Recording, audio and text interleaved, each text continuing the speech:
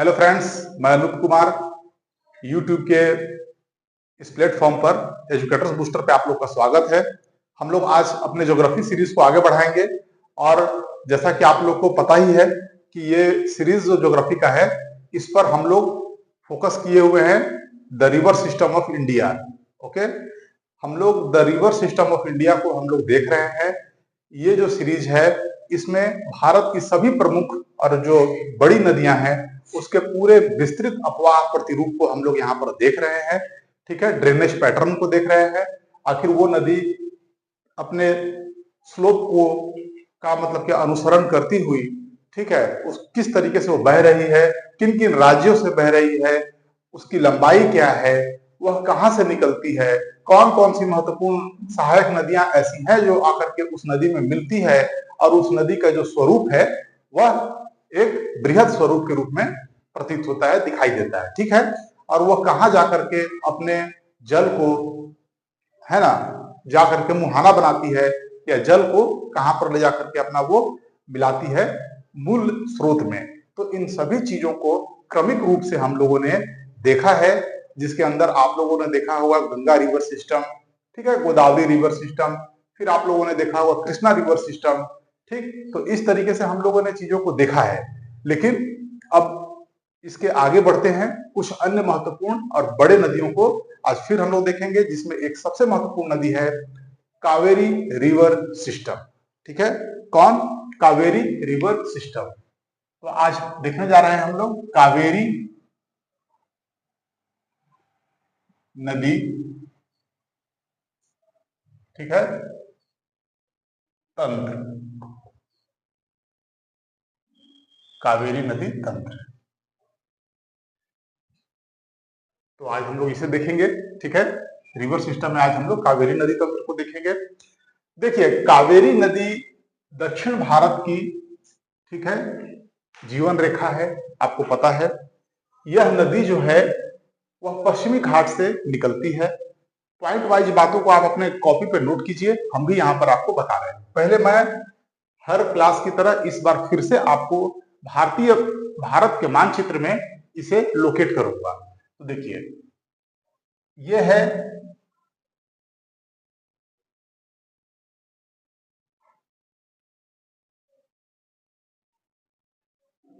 यह है हमारा क्या है, दक्षिण भारत। ठीक है, प्रायद्वीपीय भारत में यह हमारा दक्षिण भारत है। तो यह नदी निकलती कहां से है?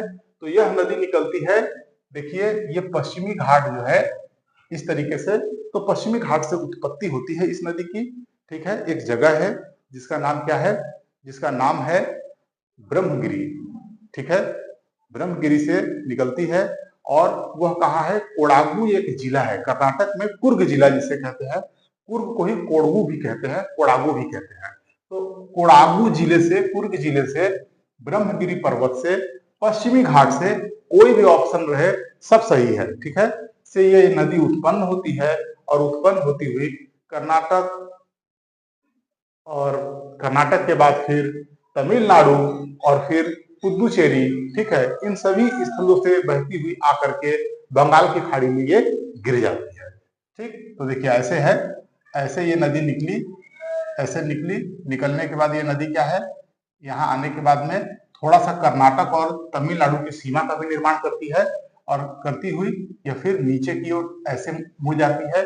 ये बेसिक पैटर्न है, आपको एकदम ध्यान देना है, क्योंकि आप जब प्रश्न देखेंगे तो एक दो बार ऐसे भी प्रश्नों को डिजाइन किया गया है कि यह नदी अपने कर्नाटक में बहती हुई, ठीक है, और दक्षिण की ओर फिर यह नदी मुड़ती है, जहां पर कर्नाटक और तमिलनाडु की सीमा का निर्माण करती हुई दक्षिण की ओर गमन करती है। तो देखिए, ये पैटर्न हो गया नदी का। तो सवाल जब ऐसे बनते हैं तो अत्यंत जटिल हो जाएंगे। तो देखिए, ये नदी फिर यहाँ से थोड़ा सा नीचे साउथ की ओर मुड़ जाती है, और उसका फिर से अपना पैटर्न बनाती हुई ऐसे ऐसे ऐसे चली जाती है, और आने के बाद फिर यहाँ पर तमिलनाडु के पास में अपना डेल्टा बना देती है। यही तो है बस। तो ये पूरा पैटर्न हो गया इस नदी का। नदी का ये प्रवाह है, और नदी का यही प्रतिरूप है। ठीक है, क्योंकि ये अपने ढाल का अनुसरण कर रही है, क्योंकि पश्चिमी घाट से ये निकल रही है, और पश्चिमी घाट का ढाल किधर है? तो आपको पता ही है कि पश्चिमी घाट का ढाल ऐसे है, मतलब कि पूर्व की ओर। तो ये नदी पूर्वगामी है, पूर्व की ओर बह रही है, और यहाँ पर बंगाल की खाड़ी में गिर जाती है, बंगाल की खाड़ी में गिर जाती है, तो बंगाल की खाड़ी में गिर जाएगी, बे ऑफ बंगाल में जाके गिर जाएगी, ठीक है। तो ये पूरी बातों को हमको समझना है। तो ये है कावेरी नदी, ठीक है, क्या, कावेरी नदी, कावेरी नदी। तो अब हम लोग इसको पैटर्न को देखेंगे। अब हम लोग देखते हैं किस तरीके से सहायक नदी वगैरह मिलती है। तो ये एक बेसिक चीज है, इसे आप नोट कर लीजिए, काफी सहायता करेगा आपका, ठीक है, काफी ज्यादा सहायता करेगा आपका। इस तरीके से ये आप इसे बनाइए, नोट कीजिए, यहां से ऐसे, ठीक है, ये ऐसे, मतलब ये बता रहा है कि देखिए नदी किस तरीके से कर्नाटक से निकली और प्रवाहित हो रही है, और फिर थोड़ा सा दक्षिण मुड़ी और कर्नाटक और तमिलनाडु की सीमा का निर्माण की, और फिर पूर्णतः पूरी तरीके से तमिलनाडु में प्रवाहित होती हुई जाकर के अपना यमन, ठीक है, यहाँ पर देखिए सॉरी पुदुचेरी में देखिए आकर के अपना डेल्टा निर्माण करती है। चलिए आगे बढ़ते हैं हम लोग।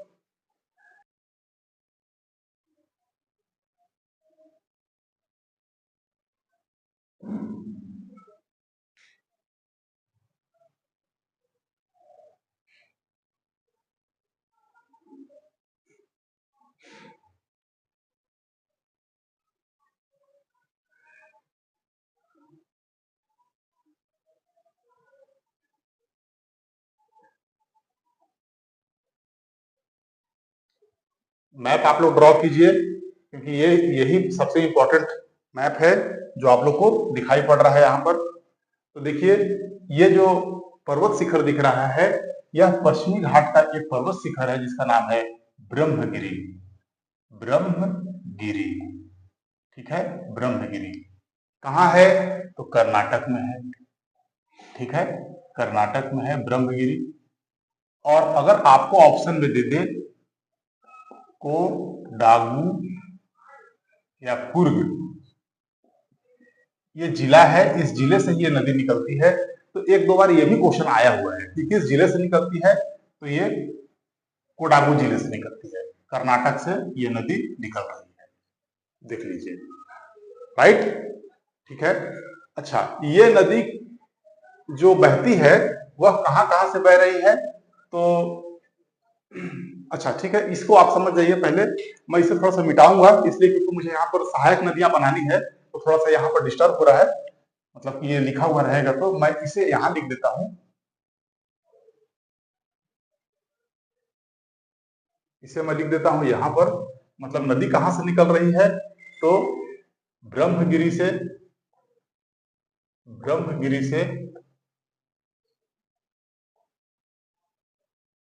उत्पन्न होती है।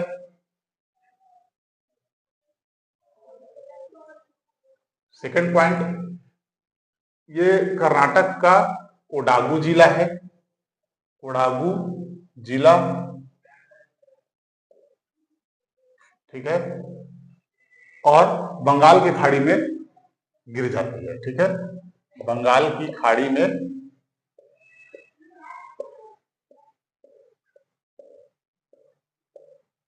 बंगाल की खाड़ी में मिल जाती है। सारे पॉइंट्स को आप लोगों को लिखना है, कोई पॉइंट छोटा और बड़ा नहीं होता, ठीक है, ये बात आप समझ गए। आइए अब देखिए इसके महत्वपूर्ण सहायक नदियों को। तो सहायक नदियां क्या होती है, एक तो मिलती है दाएं से, एक बाएं से। जो ऊपर से आके मिलेगी वो किस तरफ होगी, अपने हाथ को देखिए, ये हो गया बायां हाथ, तो ये बाएं हाथ की तरफ से मिलने वाली सहायक नदियां होगी इस तरफ, और इधर से जो मिलेंगे वो दाएं हाथ का सहायक नदी होगा, ठीक है। तो आइए अब एक एक करके सभी सहायक नदियों को हम लोग देखते हैं, ठीक। अब इधर से हम देखेंगे ऊपर से, तो सबसे पहली जो सहायक नदी है जो इसमें आके मिलेगी वो है हेमवती। तो देखिए यहाँ से ये आकर के मिली एक नदी, ये है हेमवती। मैं लिखता चला जाऊंगा, आप लोग उसे, मैं पेन बदल के लिख रहा हूं, आप लोग भी लिखिए साथ साथ। कौन है ये है हेमवती, ठीक है। तो नोट कीजिए, हेमवती या हेमावती भी लिखा रहे तो कोई दिक्कत की बात नहीं है। तो पहली इसकी सहायक नदी हो गई हेमवती या हेमावती, ठीक है। अगला देखिए, अगला है सिमसा, कौन? सिमसा। तो देखिए ये आकर के एक नदी मिलती है ऐसे, तो इसका नाम है सिमसा।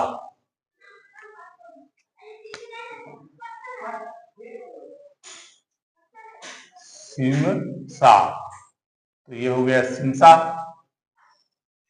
दो हो गए, दो महत्वपूर्ण सहायक नदी हो गए, ठीक है, हेमवती और सिमसा। पहले हम बाएं हाथ से मिलने वाली सहायक नदियों को देख रहे हैं, ठीक है। फिर है अर्कावती, ऐसे, यह है अर्कावती।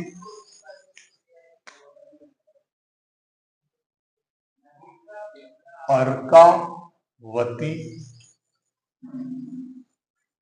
आप लोगों को सही से दिख रहा होगा, नोट कीजिए, अर्कावती। तो ये महत्वपूर्ण सहायक नदियां हो गई। और फिर क्या है, अर्कावती के बाद एक सबसे अंत में एक नदी मिलती है आकर के, ठीक है, जो कि डेल्टा के निर्माण के थोड़ा सा जस्ट पहले मिलती है बाएं हाथ से, उसका नाम है थिरुनन्नानी, ठीक है, मतलब कि यहां से देखिए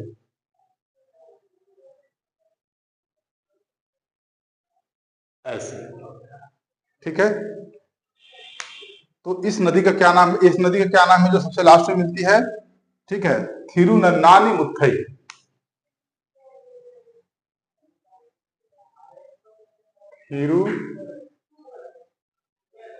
थिरुनन्नानी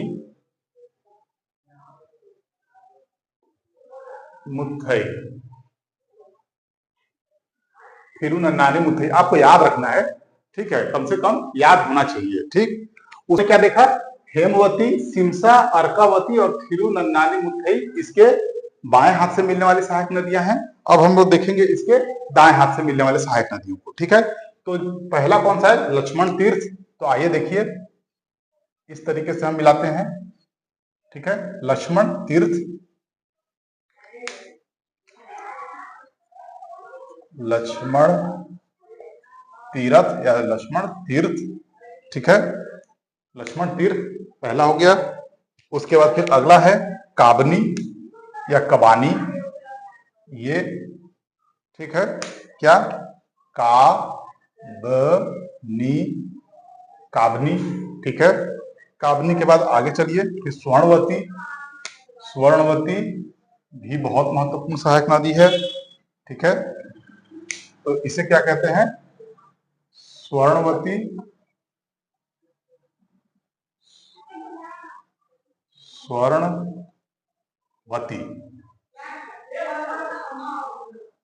ये हो गया स्वर्णवती, ठीक है।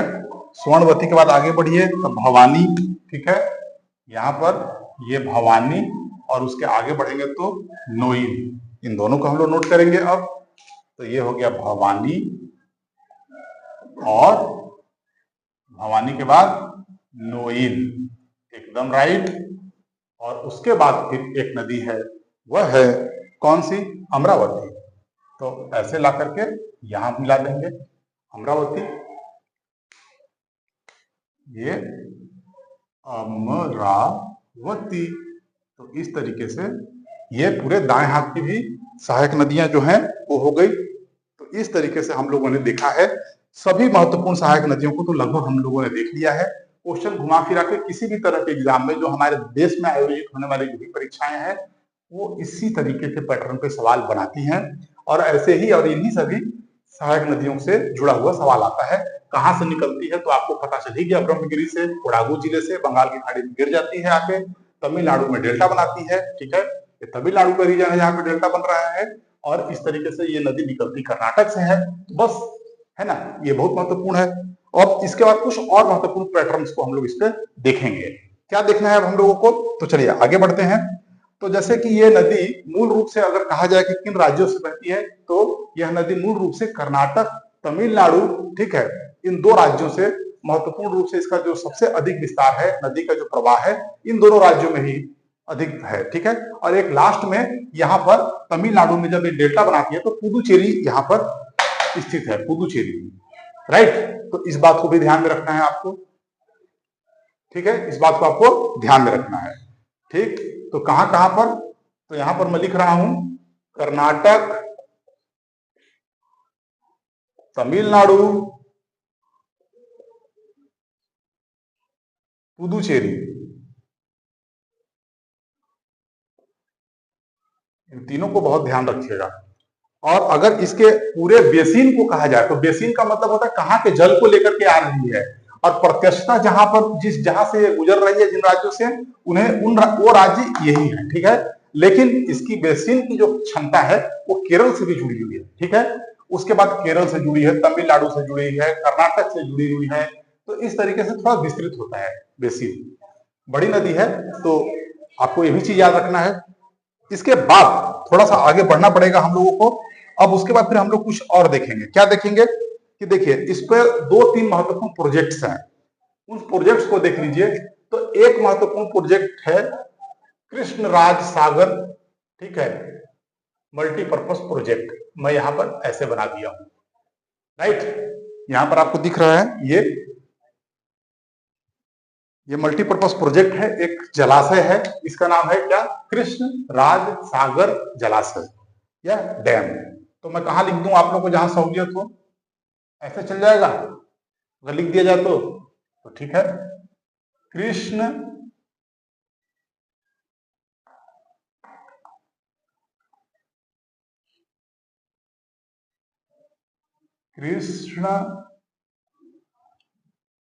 कृष्णा राज सागर, ठीक है, जलाशय, या इसको डैम कहिए, कुछ भी कहिए, लेकिन कृष्णराज सागर याद रखना है, याद रहेगा। आगे बढ़ते हैं। एक बहुत अच्छा सा, बहुत इंपॉर्टेंट मल्टीपर्पज प्रोजेक्ट है कावेरी पर, जो काफी बार, लगभग लाखों बार तो आया ही होगा परीक्षा में। उसका नाम है मैटूर बांध। मैटूर बांध आप लोग को बहुत बढ़िया से याद होगा, ठीक है। तो इसको भी मैं दिखा दूं। तो जस्ट जैसे ही ये नदी जब दक्षिण की ओर बहती है, जब ये नदी बहती हुई आगे बढ़ती है और दक्षिण की ओर जैसे मुड़ेगी, तो मुड़ते के पास ही यहाँ पर जहां मुड़ती है वहीं पर तमिलनाडु में जैसे ये नदी प्रवेश करती है, तमिलनाडु और कर्नाटक का सीमा बनाती है, और सीमा बनाते हुए जैसे ही जस्ट प्रवेश करती है तमिलनाडु में, तो यहीं पर मैटूर बांध है। क्या, मैटूर बांध, मैटूर, ठीक है, मैटूर बांध बनाती है। 2 हो गया, इस बात को समझ गए आप। आगे बढ़िए। आता है सवाल, आप बिल्कुल इसको हल्के में न लीजिए, ये तो मतलब कि आना ही आना है, जैसा मान के चलना है आपको। और कृष्णराज सागर जलाशय भी आपको मान के चलना है कि आना ही आना है, ठीक है। तो इन दोनों चीजों को आप अपने मैप में अच्छे से ड्रॉ कर लीजिए, ठीक है। इसके बाद मैं कुछ और लिखने जा रहा हूं, इसके लिए मुझे थोड़ा यहां पर रफ करना पड़ेगा, मिटाना पड़ेगा। तो यहां पर मिटा दिया जाए, क्योंकि सभी चीजों को मैप में ड्रॉ करके लिखना भी पड़ता है कुछ। तो अब मैं लिखने जा रहा हूं कुछ इंपॉर्टेंट बातों को। एक है शिव समुद्रम, ठीक है, जलप्रपात जो इस नदी पर बना हुआ है। और शिव समुद्रम जलप्रपात ही नहीं है, वो एक मल्टीपर्पज प्रोजेक्ट भी है, ठीक है। तो आप दोनों बातों को याद रखना है। आपको क्या याद रखना है, इसको याद रख लिया आप, फर्स्ट नंबर, सेकेंड नंबर, आइए यहाँ पे थर्ड नंबर। तो क्या थर्ड नंबर पे रहेगा, शिव समुद्रम, शिव समुद्रम जलप्रपात। यह एक मल्टीपर्पज प्रोजेक्ट भी है। ये विद्युत उत्पादन में काफी इसका महत्वपूर्ण योगदान है, ठीक है। ये जैसे हमारे देश में बहुत सारे मल्टीपर्पज प्रोजेक्ट्स लगे हैं, ठीक है, आजादी की जस्ट बाद, लेकिन इसका निर्माण 1902 में किया गया, ठीक है, 1902 में किया गया। कहां है ये, तमिलनाडु में है, तमिलनाडु में है ना। और इसका जो, इससे जो बिजली की उत्पत्ति होती है, ठीक है, इससे जो बिजली की उत्पत्ति होती है वो कोलार गोल्ड माइन जो है, जहां पर खनन होता है आपका गोल्ड का, काफी बड़ा और बृहद और प्राचीन माइन है। तो उसके लिए बिजली का सप्लाई यहीं से होता है, राइट, यहां से बिजली का सप्लाई होता है। कभी ऐसा जोड़ के अगर आ जाए तो याद रखना है, ठीक। अच्छा, एक बात और, यहां पर बहुत ही इंपॉर्टेंट बात जो बहुत कम जगह आपको मिलेगा, काफी कम जगह, और बहुत कम ही लोग आपको इसके विषय में बताएंगे भी कि यहां पर गगन चुक्की और भार चुक्की, क्या गगन चुक्की और भार चुक्की, हो सकता है कि आपको थोड़ा अटपटा लगे और याद ना हो, क्योंकि शिव समुद्रम ही बस याद होता है बहुत लोगों को। लेकिन याद रखिएगा, ये शिव समुद्रम जो जलप्रपात है, ये लगभग ये 99 मीटर के आसपास इसकी ऊंचाई है। ठीक है, इन दोनों जलप्रपात को मिलाने के बाद इस जलप्रपात का नाम शिव समुद्रम पड़ता है। ठीक है, उत्पत्ति स्थल पे दो जलप्रपात हैं, एक है गगन चुक्की और एक है भार चुक्की। याद रखिएगा, जैसे सहायक नदियों में क्या होता है, एक बड़ा सहायक नदी है, उसमें दो अन्य सहायक नदियां मिलती है, तब एक नदी का निर्माण होता है। तो वही बात ध्यान रखिएगा, गगन चुक्की और भार चुक्की दो महत्वपूर्ण क्या है, ये दोनों महत्वपूर्ण जलप्रपात है। इन दोनों के मिलने से शिव समुद्रम जलप्रपात का निर्माण होता है, जहां पर मल्टीपर्पज प्रोजेक्ट की स्थापना की गई है, जहां से विद्युत उत्पादन किया जा रहा है और इसके द्वारा सिंचाई का साधन और महत्वपूर्ण और बड़े शहरों में जल सप्लाई भी हासिल होता है। ठीक है, तो एक तो ये बात आपको याद हो गया। अगला, और हम लोग आगे बढ़े तो फिर मैं इसे ही मिटाता हूं। ठीक है, उसके बाद फिर आगे हम लोग यही लिखेंगे, क्योंकि इसे नहीं मिटाना चाहता हूं मैं, ताकि बार बार फिर मुझे जरूरत पड़ता है ना, तो इसे हम लोग रद्द कर लेते हैं। आप लोग अपने कॉपी में लिखिए, देखिए बहुत ही विस्तृत और बृहद रूप से इस डिस्कशन को आप लोग कीजिए। ठीक है, अब देखिए आगे बढ़ते हैं जब हम लोग, तो इसमें एक और जलप्रपात महत्वपूर्ण है जो काफी चर्चा में रहा है, उसको भी देख लीजिए। क्या है एक जलप्रपात, उसका नाम है होगेनेकल। क्या है?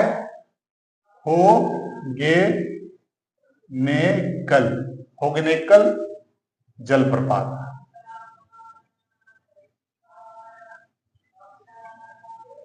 इसे भी आपको याद रखना है, केवल नाम याद रखना है बस कि होगनेकल जलप्रपात कहां है, तो कावेरी नदी पर है। क्योंकि ये क्वेश्चन एक आध बार ये क्वेश्चन आ चुका है। ठीक है, एक आध बार ये क्वेश्चन आ चुका है। अब मैं जो बताने जा रहा हूं उसको बताने से पहले मुझे यहां समझाना पड़ेगा एक बात।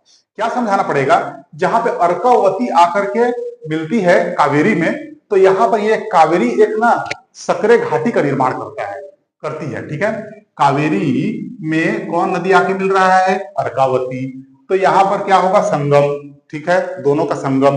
तो संगम से 4 किलोमीटर पहले, थोड़ा सा पहले, ये एक गॉर्ज का निर्माण करती है। गॉर्ज का मतलब वो गॉर्ज मत समझिएगा जो सिंधु बना रही है, जो ब्रह्मपुत्र बना रही है, नो, वो गॉर्ज नहीं है।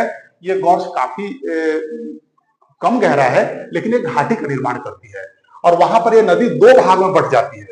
मेरी बातों को ध्यान से समझिए, दो भाग में नदी बढ़ जाती है और गॉर्ज का निर्माण करती है, फिर आगे जाकर के मिल जाती है।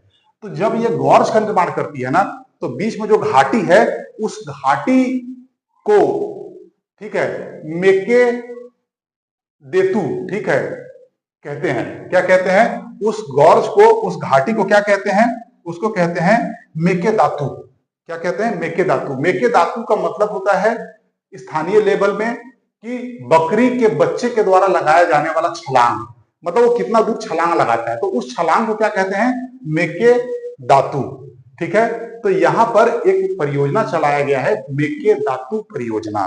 कौन सा परियोजना चलाया गया है? देखिए 5वां नंबर में मेके दातु परियोजना। मेके दातु परियोजना ये चलाया गया है कर्नाटक में। कर्नाटक की सरकार ने इस परियोजना को चलाया है। ठीक है, काफी विवादास्पद रहा है, सुप्रीम कोर्ट में मामला चला गया था, जहां पर इसे ये काफी विवादित परियोजना रहा है। बात आपको यही समझना है। ठीक है, मल्टीपर्पज प्रोजेक्ट में भी है मेके दातु परियोजना। तो मेके दातु परियोजना भी काफी क्या है, ये रहा है विवादित। क्यों? क्योंकि तमिलनाडु ने ऑब्जेक्शन किया कि कर्नाटक ने जब इस परियोजना को यहां पर जब इसका निर्माण कर दिया है, मेके दातु परियोजना में, मेके दातु डैम का या फिर मल्टीपर्पज प्रोजेक्ट का, तो इसका जो नीचे के स्ट्रीम है, नदी का जो नीचे का स्ट्रीम है, उसमें जल क्या है? कम हो जाएगा। जिसके वजह से तमिलनाडु के किसानों के लिए और वहां के शहरों के पेयजल के सप्लाई के लिए काफी कम जल उपलब्ध रह पाएगा नदी में।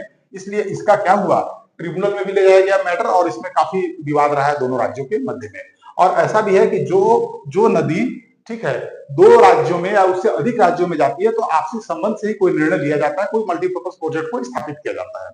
तो कर्नाटक ने इसके लिए तमिलनाडु सरकार से कोई पूर्व अनुमति बिना लिए या डिस्कशन के या बिना क्या है आपसी सहयोग के इसका निर्माण किया, जिसके वजह से ये काफी परियोजना आया है प्रकाश में। तो इसको आप याद रखिएगा, मेकेदातु। मेकेदातु का अर्थ मैंने बता दिया, बकरी के बच्चे के द्वारा लगाया गया छलांग। क्यों? क्योंकि यहाँ पर नदी एक गॉर्ज बनाती है और एक सकरी घाटी का निर्माण कर लेती है। ये सकरी घाटी, ठीक है, मतलब छलांग लगा के उसे पार करना, कुछ इस तरीके से बातों को समझना है, ठीक है। तो ये हम लोगों ने देखा काफी इंपॉर्टेंट सभी चीजों को। एक चीज और आप देख लीजिए, अगर आप चाहें तो यहाँ पर देखिएगा, डेल्टाई प्रदेश में एक महत्वपूर्ण जगह है, ठीक है, आपने कई बार पढ़ा होगा इसके विषय में, क्या? थंजावुर। क्या? थंजावुर डेल्टा।